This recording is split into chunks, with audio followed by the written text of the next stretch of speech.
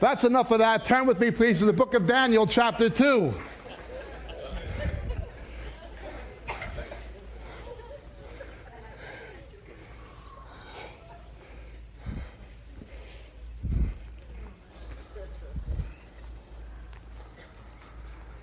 Commencing, please, in verse 40.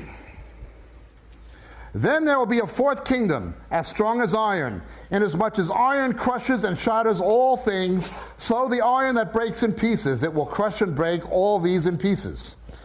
In that you saw the feet and toes, partially of potter's clay and partially of iron. It'll be a divided kingdom, but it will have in it the toughness of iron, inasmuch as you saw the iron mixed with common clay.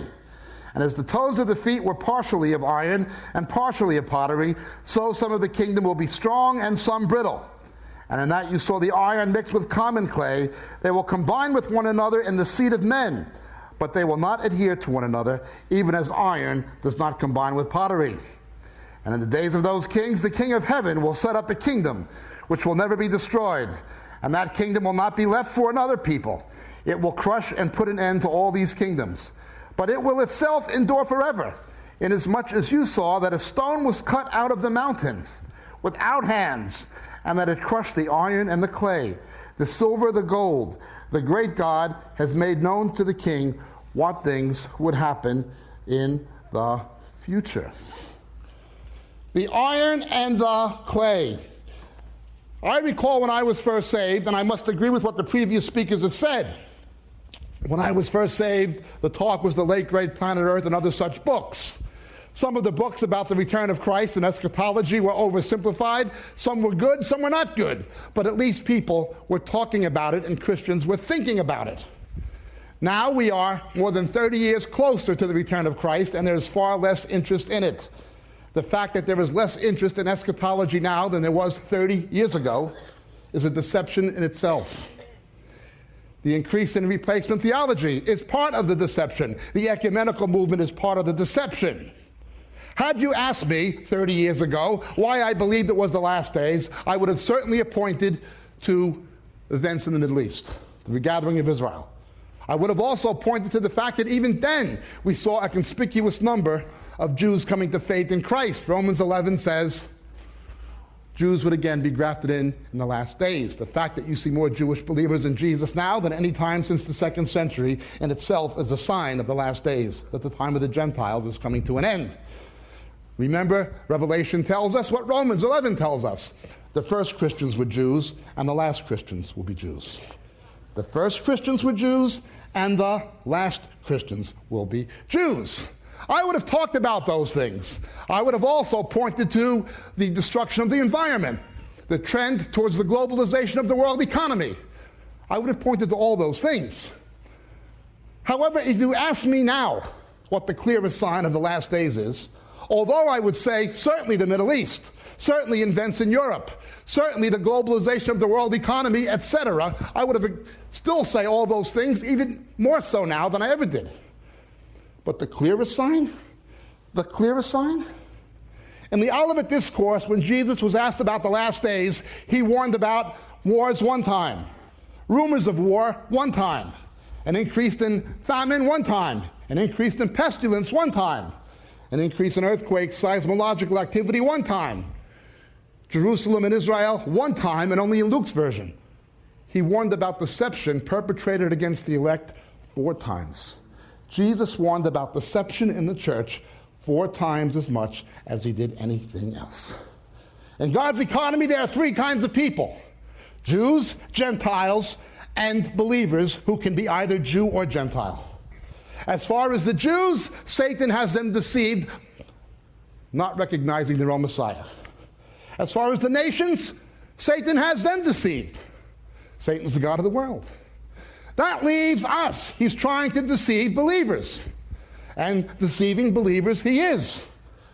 We have seen instances today that Jesus warned directly. When you see a man like Chuck Colson, who will endorse Peter Kreeft's book, that book pointed out by Roger didn't say anything. Peter Kreeft calls for ecumenical union with Islam to morally save society. Colson endorses it? And this is a respected evangelical leader. A man who was once a deceiver for Nixon is now a deceiver for Satan. There is a cancer in the body of Christ. Deception against the elect. People just don't see it. Well, they can't see it. And ultimately, God will blind their eyes so they won't be able to see it. It says in 2 Thessalonians. But we're supposed to see it. My own family being Israeli, I'm of course very concerned with Israel. When the bomb went off day before yesterday, I was on the phone first thing in the morning calling my friends and family. You all right? Absolutely. But you know, the role of Europe is almost as important in biblical prophecy, both in Daniel and in Revelation. The reconfederation of the countries in the Roman Empire, we have to understand what is happening. Point. What happened in the days of Daniel is recapitulated in the last days. A very rapid sequence of rise and fall of world empires. What happened then is a picture of what will happen in the last days. Everybody was concerned with the Assyrian Empire. They were the bad guys. They had conquered the 10 northern tribes. They were utterly pagan. They were barbarian. Everybody was afraid of these godless people. But all of a sudden, their empire imploded, as the prophet Nahum said it would. All of a sudden it imploded. And lo and behold, on the horizon, looking over their shoulder, nobody thought about it, but you had the meteoric rise of Babylon, something much worse, much more dangerous, which would do much more damage to the people of God. The same thing happens now. When the Iron Curtain came down, people naively thought, now we have a chance for a new world order towards peace. When I was a little boy in New York during the Cuban Missile Crisis, Nikita Khrushchev came to New York, to the UN, took off his shoe and began pounding on the podium, "We will bury you." He had a fondness for vodka. In a matter of months, Brezhnev Suslov deposed him. "We can't have a nut with his finger on the button," said the Soviet Politburo. Read the book, The Final Days, about Nixon during the Watergate scandal when he calls the Stage 3 alert against the Soviets during the Yom Kippur War. He was stoned on alcohol and tranquilizers. Haig and Kissinger were trying to keep this deranged nut pushing the world to the brink of the abyss to save his neck politically. Nixon went. We can't have crazy people with his finger on the button. The Islamic mind doesn't think that way. Jihad, push the button. The only assurance of salvation in Islam is shahadi. To die a martyr, as they would call it, in a jihad. That's the assurance of salvation. Hinduism, now India has a bomb. They don't think that way in Hinduism. BHP, the Hindu, militant Hindu party in India, you'll be reincarnated, come back as a Brahmin. The Soviets were nothing. Now you're looking at an enemy much more dangerous. And in those days, the enemy was a more ancient one, dating back to the Tower of Babel. Well, Islam is the ancient enemy of Christendom.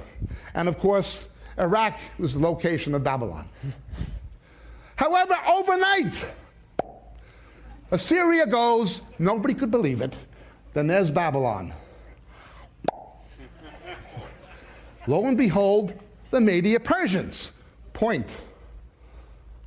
Darius comes, fulfills prophecy, sends the Jews back in fulfillment of Isaiah's predictions. Alexander the Great comes. So long, Persia.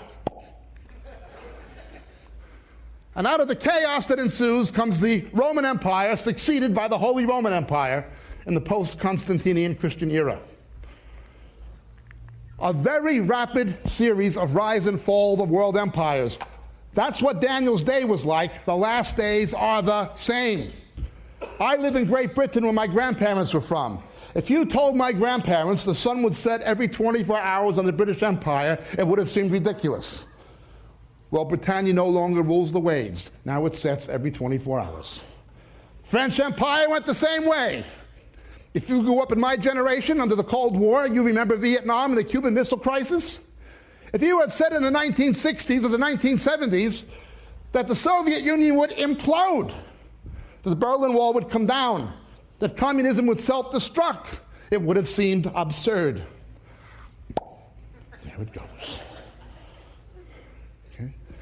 British Empire, French Empire, Soviet Empire. Then you have the post-World War II miracle economies. Japan is the new economic dynamo of Asia. I was in Japan last 2 years ago. It wasn't what it was 5 years ago. 4 recessions in 10 years. China is the rising star of economic dynamism in Asia. Germany. The reunification of Germany was achieved mainly by America and Britain. What was a political success, military success, an economic disaster. Germany is no longer the economic dynamo of the European Union. However, in those days, and Daniel, in the middle of all this chaos and rapid change, you had Zionism, the Jews going back to the land under Darius the Mede and under Cyrus, as prophesied by Isaiah. And so the last days are the same. The Jews go back in the midst of all these radical political changes. Doesn't matter who sees it or who doesn't, God sees it. But the Daniel tells us the conflict would ultimately come to the kings of the north and the kings of the south. In his day, it had to do with Mark Antony,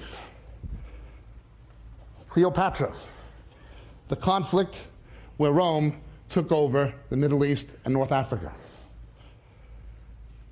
Even before the Iron Curtain came down, it was obvious that the future conflict in the world would not be an east-west scenario between the capitalist world and the communist world, but between the north and south, the developed world and the developing world, and more importantly, the ancient enemy, Islam, and the developed world.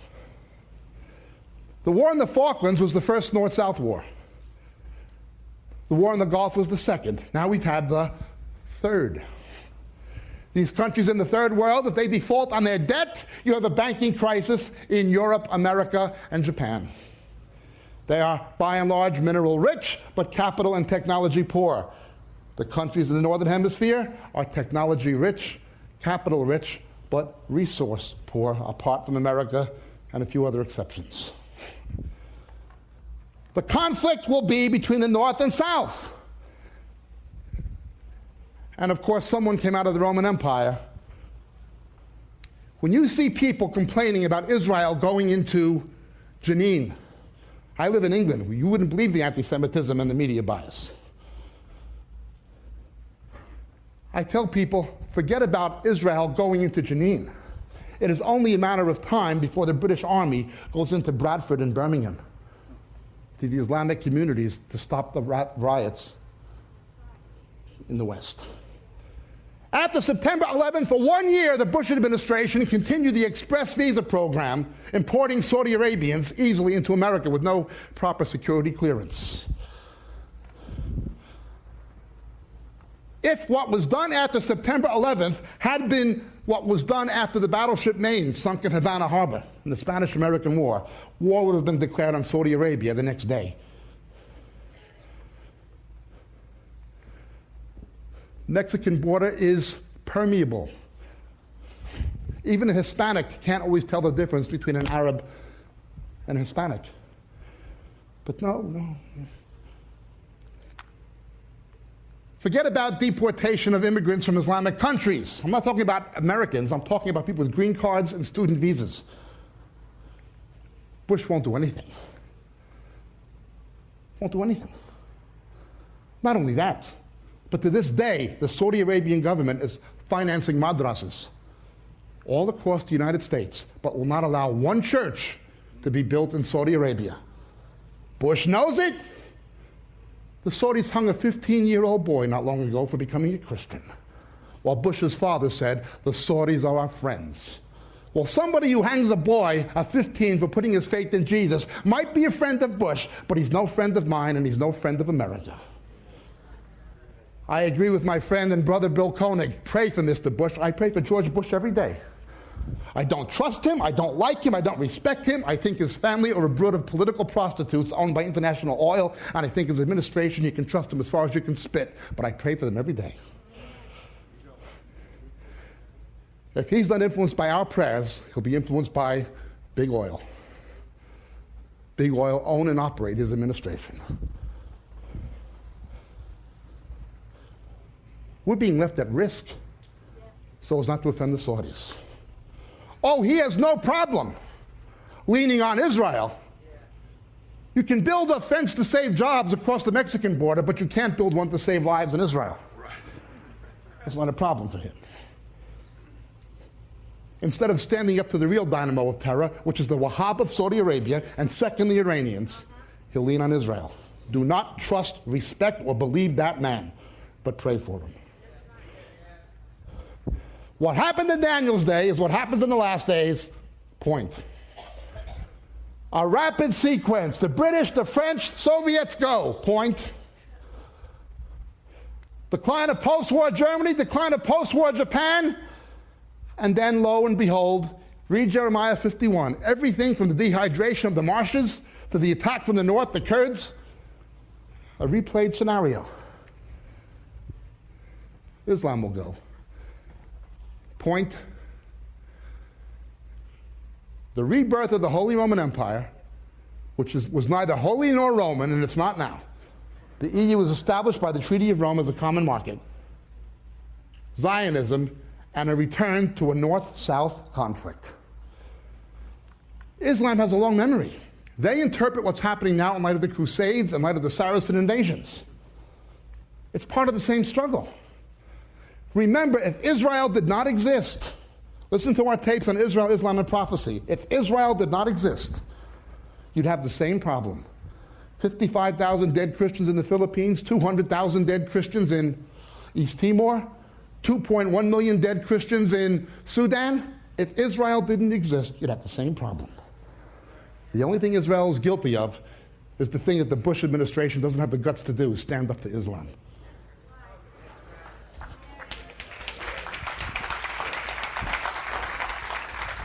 Do not believe these naive Christians who are telling you the Republican Party is our party, is a Christian.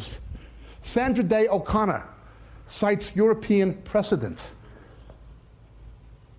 about the sodomy law in Texas. Did you see the Republicans on the warpath about taking the Ten Commandments out of the court? It's all politics. They manipulate naive evangelicals to thinking they're conservatives. At most, they're a lesser of evils, and sometimes I'm not even sure about that.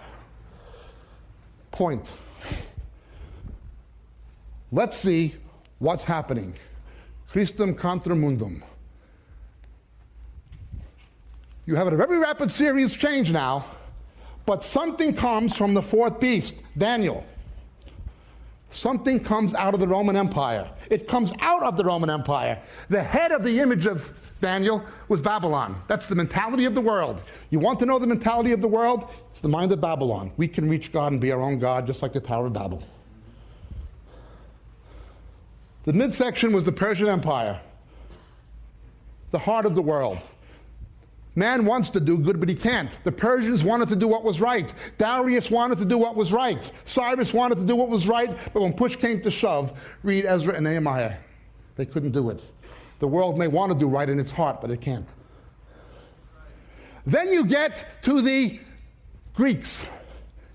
Waist, gut, where reproductive organs are located in human anatomy.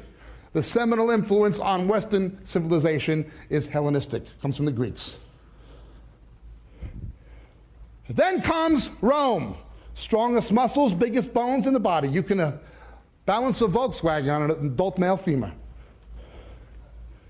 Musculature in the legs, strongest in the human body. Nothing could compare with Rome. What comes out of Rome is a mixture of iron and clay. Now, there were people speculating years ago, oh, there's 9 countries in the European Union, the EEC as it was called then. When one more joins, that'll be it. There are varying interpretations of this. Some people say it's 10 world trade blocks. The world is being broken up into trade blocks. Okay, you've got ASEAN, and you've got the EU, you've got NAFTA, and so forth. However we interpret it, let's understand this. It must come from what had been Greco-Roman civilization. Look at North and South America. You have mainly European Americans and Hispanic Americans. Our languages spoken in North America and Canada, the States, Portuguese, French, English, Spanish. We come from that. However, we're looking at Europe, the EU. The countries that were in the Roman Empire reconfederating into a non-democratic Europe. Notice initially, the clay is not pottery. Daniel tells us it is just raw clay. But raw clay and iron will not bond. They do not adhere to one another, so it becomes pottery. They try to sculpture it to make it stick.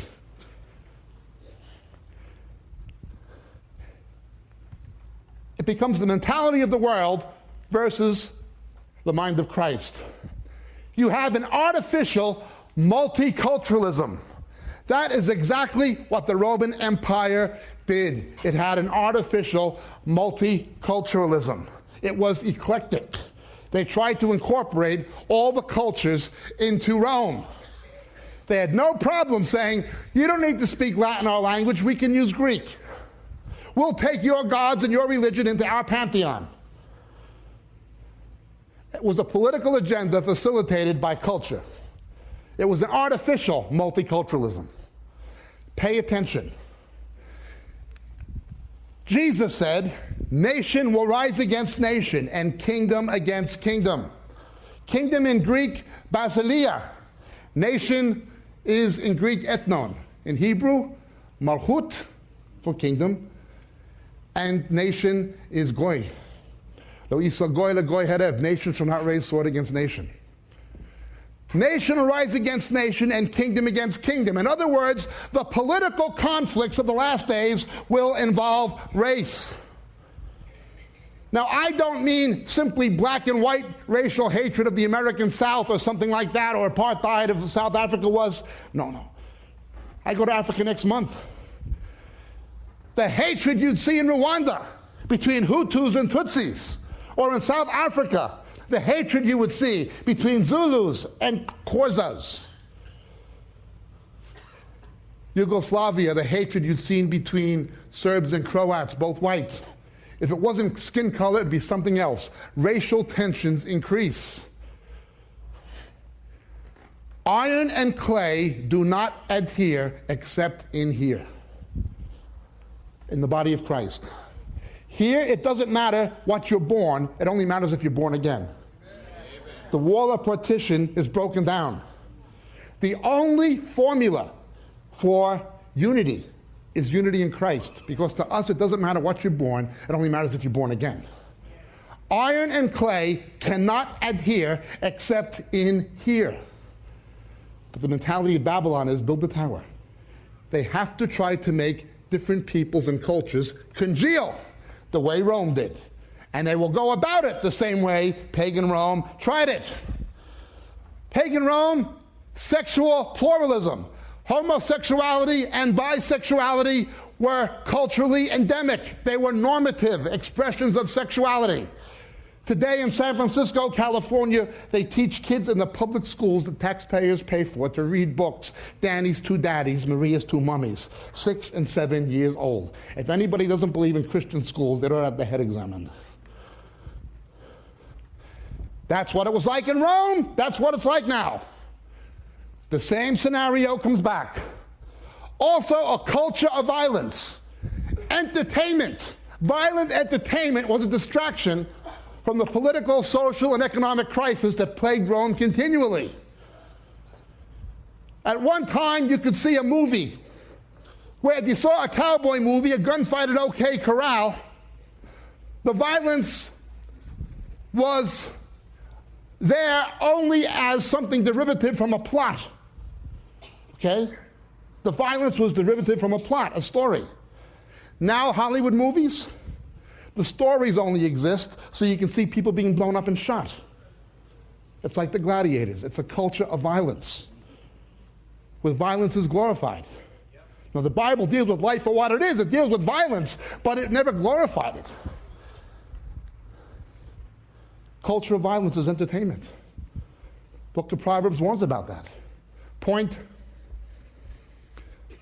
an integration of science with superstition in the ancient world, and it came from the Greeks initially. In fact, it dated back to the Babylonians, but under the Greeks it blossomed and was formalized. In the ancient world, going back to Greco-Roman civilization with roots in Babylon, science and the occult were the same thing. Astrology and astronomy, the same thing. Magic and chemistry, the same thing. Healing arts, medical science, and folk medicine, the same thing. What you have now is what you had then. A rapprochement between science and the occult. With the Enlightenment, it split. Astronomy as a quantitative science went that way. Astrology with superstition, that went that way. Medicine and pharmacology went that way. Folk medicine went that way. Chemistry and physics went that way. Alchemy and magic went that way. It split.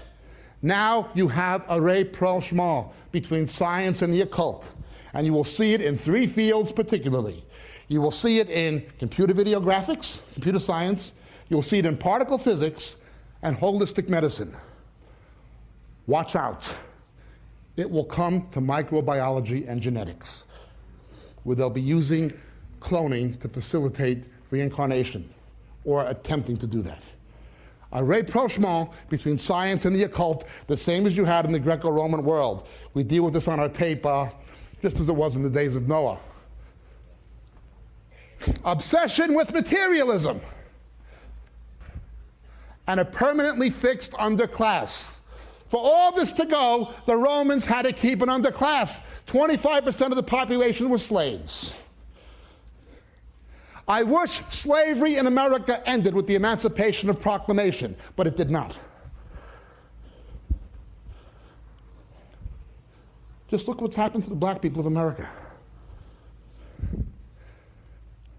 Black liberation and upward mobility always came from Christianity. Martin Luther King, the Southern Christian Leadership Conference. George Washington Carver was a Christian. Booker T. Washington was a Christian. The abolitionist movement in Britain and America were Christian. Now the black community, some have turned from Christ to crack. I was a cocaine addict at university, I know it. Others are turning to Islam radically. Forgetting the fact that the first countries to abolish slavery were Christian, the last ones to abolish it are Muslim, only they still have black slaves in much of Africa. Muslims own black slaves. Saudis buy, effectively, black slaves. In effect, that's what they are. Supposedly employment contracts made with the parents of little kids, but it's slavery. A fixed underclass today exists. Asians are relatively newcomers to America, but they're upwardly mobile. Hispanics are upwardly mobile and have now become the biggest minority in America, not black people. But you have affirmative action programs designed to keep the black man dependent on liberal politicians. They need a permanent underclass. They need to create a permanent underclass so the black people will not be upwardly mobile. Don't do what the Asians did. That's not the key to get ahead. Don't do it that way. Don't do what the Hispanics did. Don't do what the Jews did. Vote for us. We'll take care of you. Well, it hasn't worked and it's not going to work. But they have to keep a permanent underclass, otherwise people like Hillary Clinton can't get elected. Otherwise, Jesse Jackson will have to go out and get an honest job.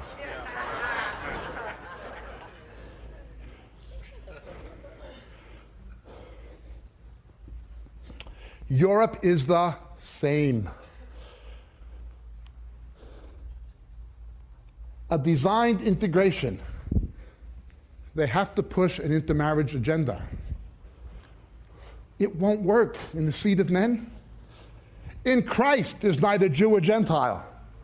Always remember, iron and clay will not adhere except in here. Point. But they have to try to make it happen. Let's see how they will try to make it happen.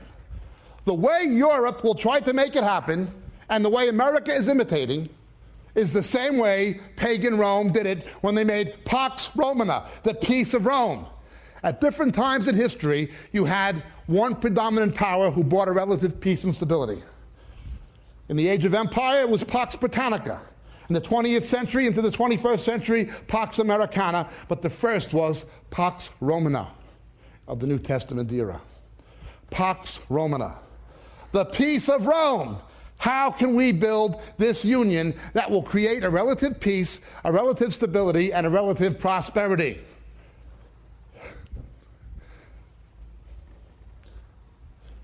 The first thing they needed was a common market.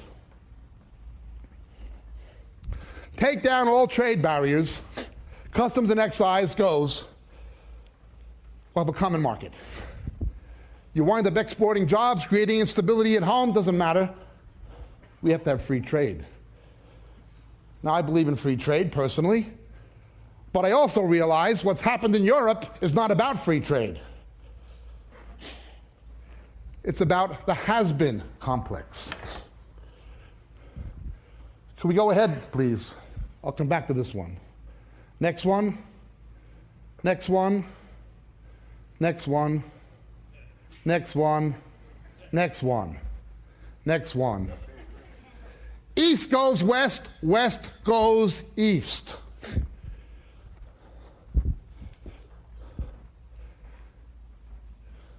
Eastern Europe, whoops, take it back, please.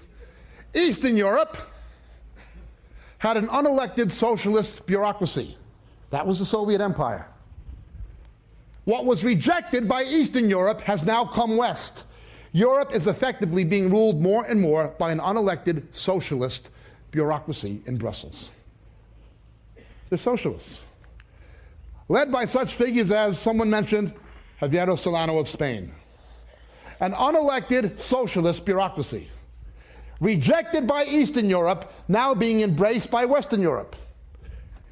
Eastern Europe rejected multinational federalism. It rejected multinational federalism. The federal states of Eastern Europe, the Soviet Union, Yugoslavia, Czechoslovakia, all broke up, sometimes in bloody conflict. What was rejected by Eastern Europe, Western Europe is now embracing. A United States of Europe, trying to make the iron stick to the clay. And the abject ideology, the bankrupt ideology, is made sacrosanct. If you don't agree with this, you don't believe in brotherhood and unity. And they even say, if you don't believe in a federal Europe, you're not a true Christian. That's what they're saying now. It goes hand in hand with the ecumenical agenda. East has gone west, west goes east. Now, you did have one federal state in Western Europe. That was Britain. But it's also breaking up in Britain. Now, Scotland, Northern Ireland, and Wales have their own parliaments. We'll come back to that in a moment. Could we go back, please, to where we were? Pax Romana, a common market. Second, a common currency, the euro. There is not a lot of difference in market value between the euro and the US dollar. The Fed and the Bush administration has let the dollar weaken greatly.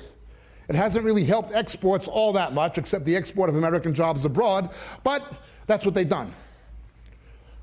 Once the euro and the US dollar achieve parity, or achieve parity by international agreement, you will effectively have a one world currency. The British pound, the Swiss franc, Japanese yen won't matter. If 1 US dollar equals 1 euro, you'll have a one world currency. Everything else will have to follow suit. There's already IMUs, international monetary units, used to denominate certain kinds of instruments by the World Bank and by the IMF. A common infrastructural standard. No more British standards or French standards. That plug and what you put into the wall in that outlet, you have to have the same one in Italy that you can use in Britain. And the one you use in Britain has to fit also in Denmark. We have to integrate the infrastructure. That is exactly what Rome did with their roads, their postal network, their postal rates. You need an integrated common infrastructure. Again, they're trying to imitate the United States, they think, but they're really imitating Rome.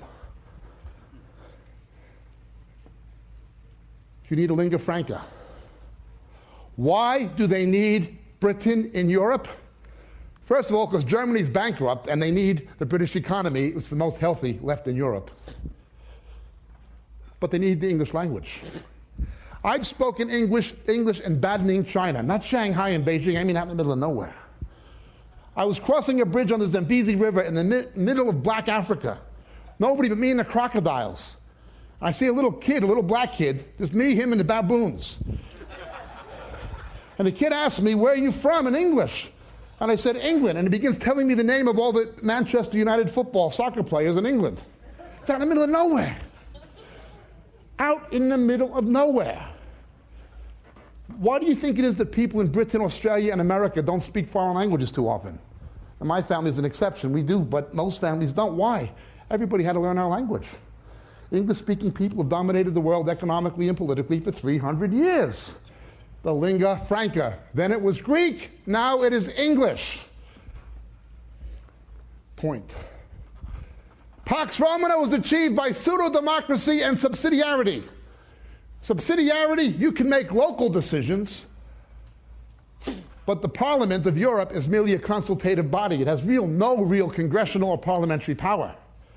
That is exactly what happened to the Senate of Rome, a pseudo-democratic institution. The real decisions in Europe are made on back of closed doors by unelected bureaucrats nobody voted for and can't remove, similar to the US Supreme Court.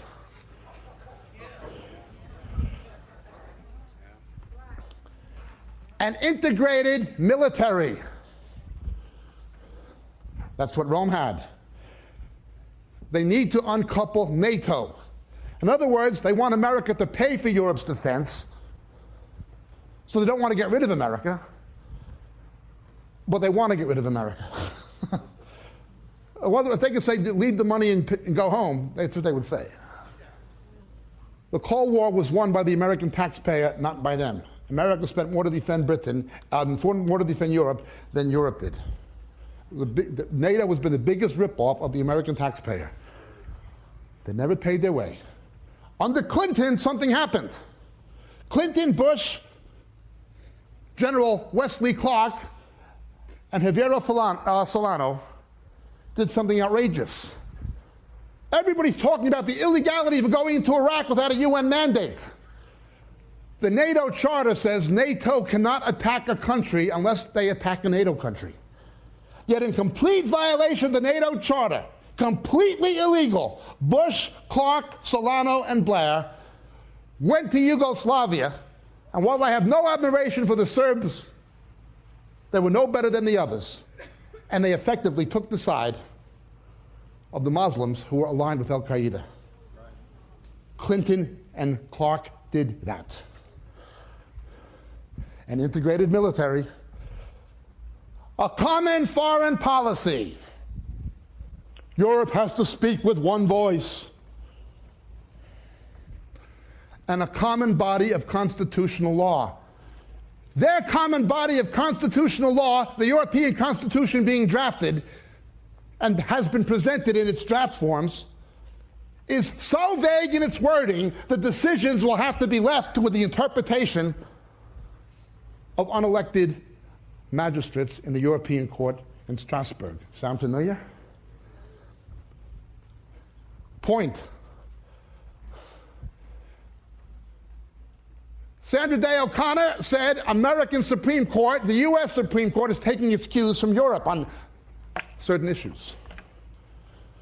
Nothing in the Constitution says that the judiciary should make social policy. Anytime the Supreme Court in this country has taken sides in a cultural war, it backed the wrong side. going all the way back to the Dred Scott decision, saying a black was subhuman. Roe versus Wade, a human embryo, contrary to all genetic argumentation, all genetic evidence, an embryo was subhuman. Things haven't changed much in the Supreme Court. And I mean, the Republicans have voted that way the same as the Democrats. One of the few with any integrity has been a Catholic, ironically, Scalia.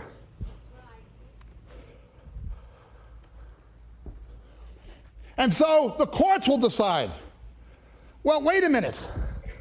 Congress shall not make any law concerning religion.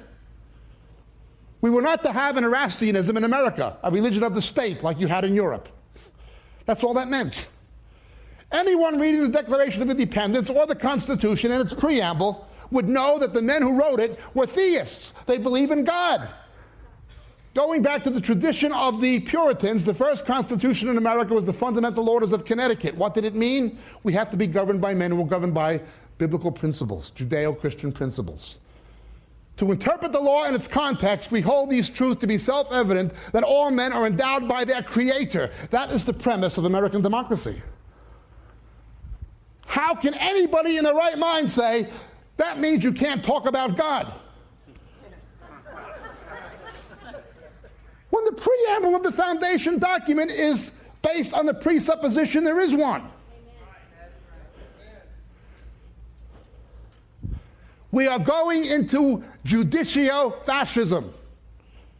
The American Supreme Court is a judicio-fascist institution, and it is copying it from Europe.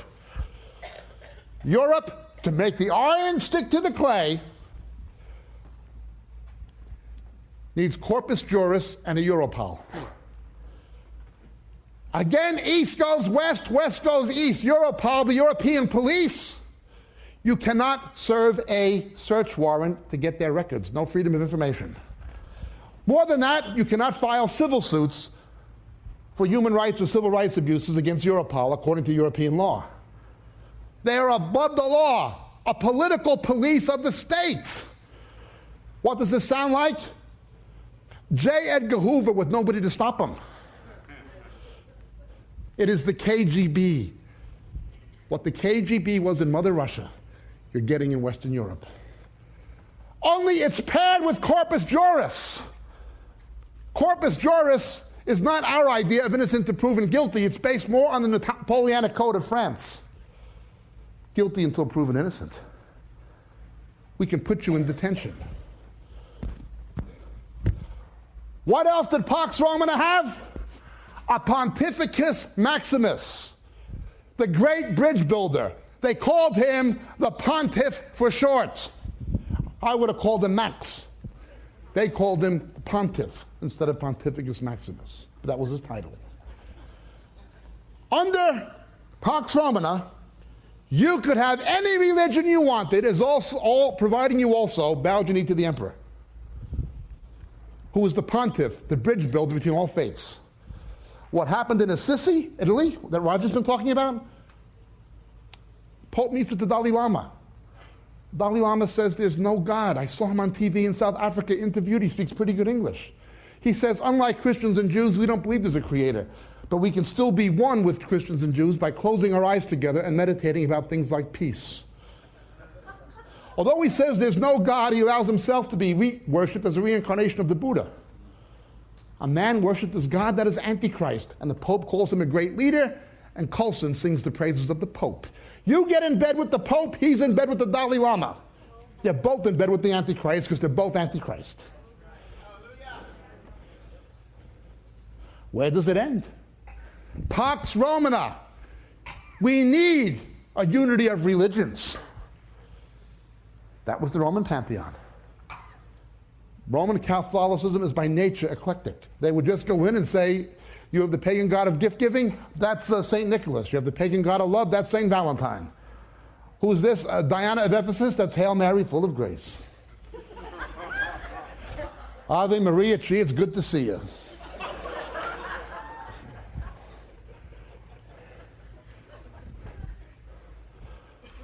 They need a cultural pluralism. But ultimately, they will need to facilitate that cultural pluralism of Caesar, and they will get one. Because they must make the iron adhere to the clay. Let me explain why. Point.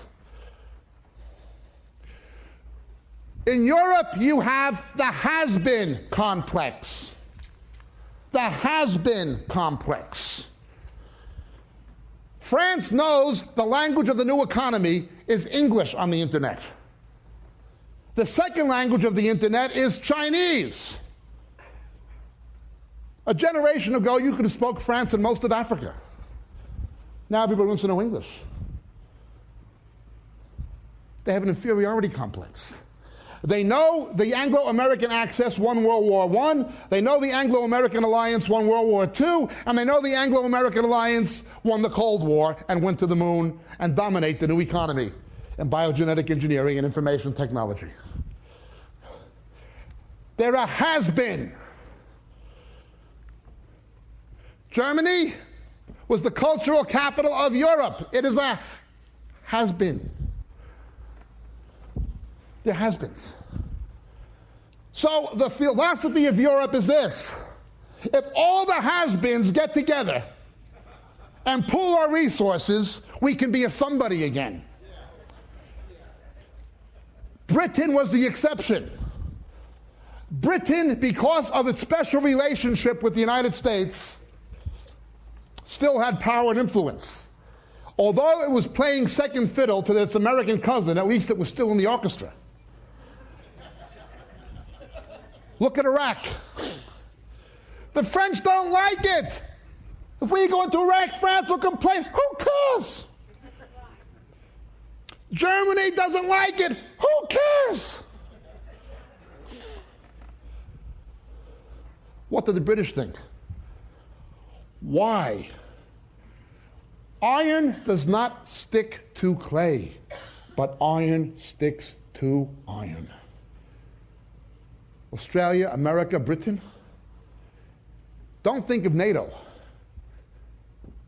The real cornerstone of international military alliance is the National Security Administration in Fort Meade, Maryland, aligned with British GCHQ, satellite intelligence gathering. That is much more important than NATO. You don't hear it talked about much, but it's much more important. Much more. America can survive without NATO. It cannot survive without GCHQ. It cannot survive without Pine Bluffs, Australia, or Cheltenham, England, or Menuet Hill, England, and vice versa. In Britain, you have New Labour and Old Labour. Old Labour are the old socialists. Blair is the New Labour. Why would Blair go against the Old Labour and against much of the public opinion of Britain and against the Islamic population of Britain and go in with Bush? It doesn't matter if it's a liberal or a Labour or conservative. Iron adheres to iron. Just think of the Falklands War, a huge Hispanic population in the United States. Except for Chile, every country in Latin America was pro-Argentinian. Big Hispanic vote in America. Why did America offend its neighbors and even alienate some of its own Hispanic population to back Britain? Iron sticks to iron. You can't change it. Countries that have always been antagonistic always will be. And countries that have always been friends will always tend towards that. It's anthropology? No, it's scripture. It's more than anthropology. But they have to make the iron and clay stick together. So how will they try to do it? How are they trying? Well, what are the obstacles? The first is biblical Protestantism. I live in England. Celts and Anglo-Saxons have never gotten along. They don't even like each other. You see the rivalries at the football games, the soccer games, rugby matches. They don't even like each other. But the reason Northern Ireland, Scotland, Wales, and England lined up was a common fear of the Pope. The reason Bonnie Prince Charles was defeated in the Battle of Culloden by the English is because the Scottish Presbyterians fought with the English against the Highlanders of Scotland because they didn't want a Catholic king. Biblical Protestantism was what made the United Kingdom united. Now that Europe is post-Christian, neo-pagan, now that Britain has lost sight of its biblical heritage, the United Kingdom is fragmenting. America is going the same way.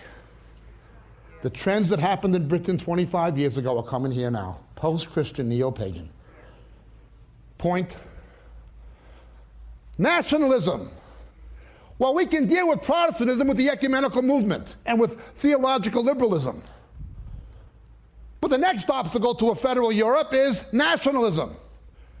We'll deal with this by subsidiarity, ecumenism, and a historical appeal to the Holy Roman legacy, plus a system of regionalization where your regional government will determine more what happens to you than the national government. It's a designed integration to try to make the iron and clay stick together, but it won't work. Pope John Paul II has stated he wants to see one Europe from the Urals to the Atlantic with one church. The nation state was born in the aftermath of the Reformation. And the Reformation was born out of the aftermath of the nation state. They both came when feudalism was replaced by capitalism, at the embryo of the Industrial Revolution that followed the Renaissance, when the printing press was invented and so forth. Before that, it was the Holy Roman Empire. The Pope could always stop the spread of the gospel then. He could persecute the Waldensians in Europe, or the Bohemian Brethren in Eastern Europe, or he could persecute the Lollards in Britain. He could always stop the evangelical Christians. But once the nation state was born, people said, I'm Scottish, I'm French, I'm German. The Pope no longer had the centralized control. Hence, the Vatican wants what it once had before the Reformation. People like Luther and Zwingli, they only lived to tell about things that other people tried previously and were killed for. There were people like Johannes Hus, 100 years before Luther, and Wycliffe in England, hundreds of years before Luther, were trying to get back to the Bible, but the Pope could always stop it. Once the nation state was born, he couldn't, hence the nation state will go. Rome has its own reason for wanting, back please, Rome has its own reason for wanting a federal Europe. But a federal Europe has its own reason for wanting the ecumenical movement. What is it? Think of Europe. What does somebody in Ireland, somebody in Spain, somebody in Poland, and somebody in Austria have in common? It's certainly not cuisine. It's certainly not language. It's certainly not culture. What is the only thing somebody in Ireland, somebody in Poland, somebody in Austria, and somebody in Spain has in common? In nomine Patri cum Filio cum Spiritus Sancto. That's it. You understand? It's a political agenda. They need the ecumenical Europe to reintegrate Europe. It serves the interest of the Vatican to extend its tentacles theocratically, and it serves the interest of the Europeans, Euro-federalists, to abolish the nation state in its present form. Next obstacle was Fortress Britannia. Britain always opposed it. Other people tried to, could we put that back please? Other people tried. This doesn't control it, does it? Oh, I thought it was a pointer. Back when it was. There you go. Other people tried to federalize Europe. Napoleon tried to resurrect the Roman Empire. He was opposed by Britain. Mussolini tried to resurrect the Roman Empire. He was opposed by Britain. We've got to stop Britain. Protestant Britain has always been the obstacle. So now, there has to be an abolition or diminution of the monarchy. In better times, I might be a Republican, but the monarchy is a symbol of British sovereignty. Next is proportionate representation, an electoral system that's a disaster for any country that has it, including Israel and including Germany. The Liberal Democrats of Britain want proportional representation. In other words, there's no congressman or member of parliament from your district. What is it? proportion. You get 26% of the votes, you get 26% of the seats. They call it the politics of consensus. In other words, decisions on how the country is run is made by politicians in back of closed doors. You want my 5 seats or my 16 seats in the parliament? You give me this, this, this, and this. They call it the politics of consensus.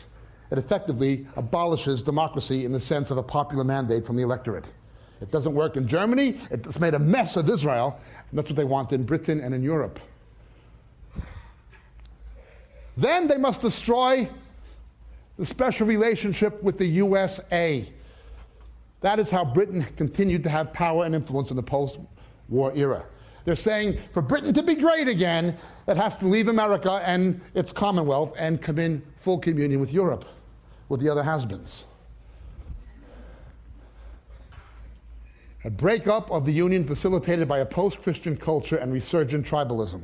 And again, you see the tribalism in the soccer games like you wouldn't believe. Point. Objection to forfeiture of democratic rights. How are we going to stop people from agreeing to give up their rights? The same reason when you go to the airport in Phoenix, you have to take your shoes off and show up an hour and a half early than you used to. We can't offend the Muslims anymore. Now, the common sense thing would be to security profile Muslims the way El Al does. But of course, Bush won't do that. In fact, photographic ID, they don't even want to take their bikur off for a photograph. It's because of them we have a terror threat, but no, you can't have my photograph. This is against my religion. I have a right to. That's what they're saying now. Yeah. I know what I would do.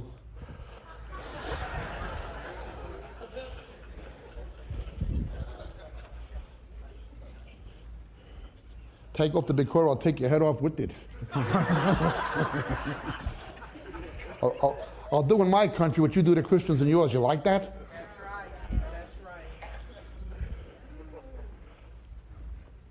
They amplify the terror threat to get people to agree to forfeit rights. Then there's the drug epidemic. Then there's the need for a common environmental policy. Well, we can't control pollution in our country when you have rivers. The Danube flows through all these countries. How can you possibly control pollution without a multinational government? And a policy to control the Russian Mafia.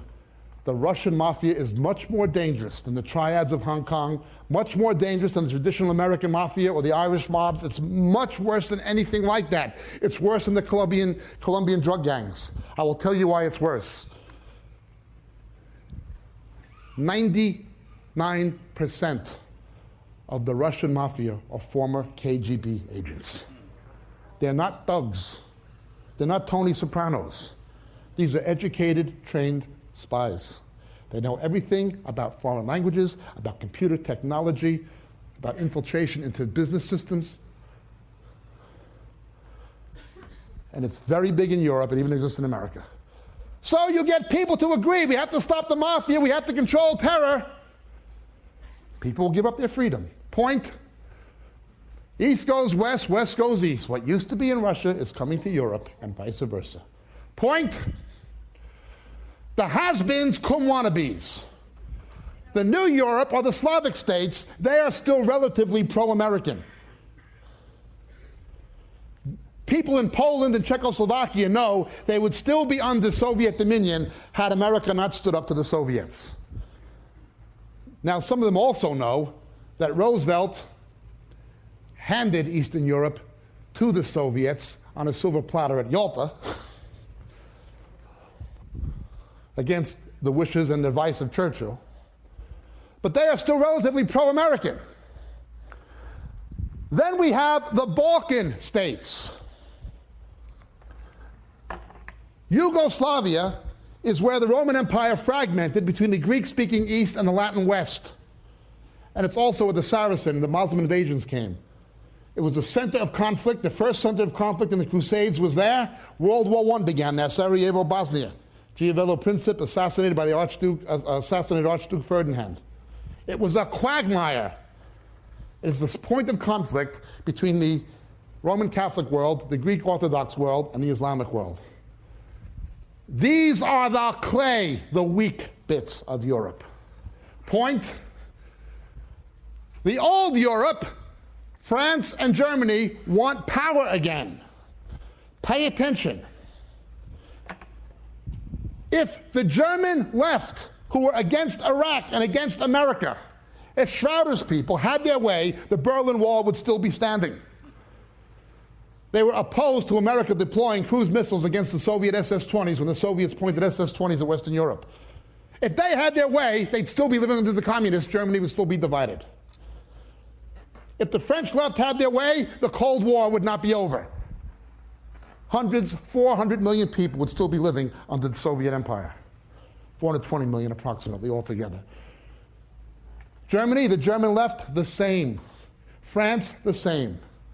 Britain, they're called the Chamberlainists, the Neo-Chamberlainists. Appeasement, peace at any price. If they had their way, fortunately, Thatcher had her way, and the Berlin Wall came down. If the German left, the same German and French and British left who are knocking at Bush in America, and I'm no fan of Bush, if they had their way, the Cold War never would have been won. Point. Mediterranean Europe is in the middle, but it's still part of the iron. Russia is a has-been. Russia would love to get into the EU, but it was never part of the Roman Empire. However, the Vatican was. The Vatican is the natural heir to the papal states. The Vatican, the Catholic Church, has lost moral credibility, it's lost religious vocations, it's lost mass attendance. The Vatican is in big trouble. Catholicism is declining rapidly in Latin America because of evangelical revivals, for better or worse. What Rome has lost numerically, and in terms of credibility, it is gaining politically and through ecumenism. A has-been who wants to be. Point. That's it. What does this come to? They are desperate to make a United States of Europe. They are desperate to make the iron adhere to the clay, not knowing that Antichrist will be the Caesar they're looking for. Not knowing. They want to play a role in the Middle East and replace the role traditionally played by America. That's the aim. They want to be a superpower. The has-beens want to be somebody again. So the only way the has-beens can do it is to combine their technology, economies, resource base, populations, and market. Go back to Pax Romana, thinking they'll have peace. But they won't have peace. They'll have disaster. A godless Antichrist system, pioneered under the tutelage of the Vatican in major part. And then this becomes a major factor in what will happen in the Middle East. But how will it end? Zechariah 12 tells me how the conflict in the Middle East will end. Daniel 2 tells me how federal Europe will end. The rabbis have always agreed. Who is this stone cut from the mountain? Not made or not cut by human hands. They have always said it is the Mashiach, the Messiah. They'll combine with one another, but they'll not adhere to one another, even as iron does not combine with pottery. Some will be strong, some of these countries will be weak. Countries like Poland and Malta will never have a say the way Italy or France or Germany do. But in the days of those kings, the God of heaven will set up a kingdom which will never be destroyed. And that kingdom will not be left for another people. It will crush and put an end to all these kingdoms, but itself will endure forever. Inasmuch as you saw a stone was cut out of the mountain without hands, and that it crushed the iron and the bronze, the clay and the silver and the gold, the great God has made known to the king what will take place in the future. Notice where that stone, cut without human hands, strikes. It strikes the iron and the clay. and then all the world empires collapse with it. Yes, I know what the EU is coming to.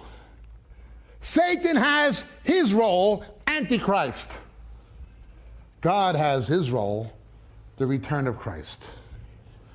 The European Union is doomed, not because of any man, but because of the stone cut without human hands will smash it, never to recover, replacing this Antichrist kingdom with the kingdom that will endure forever.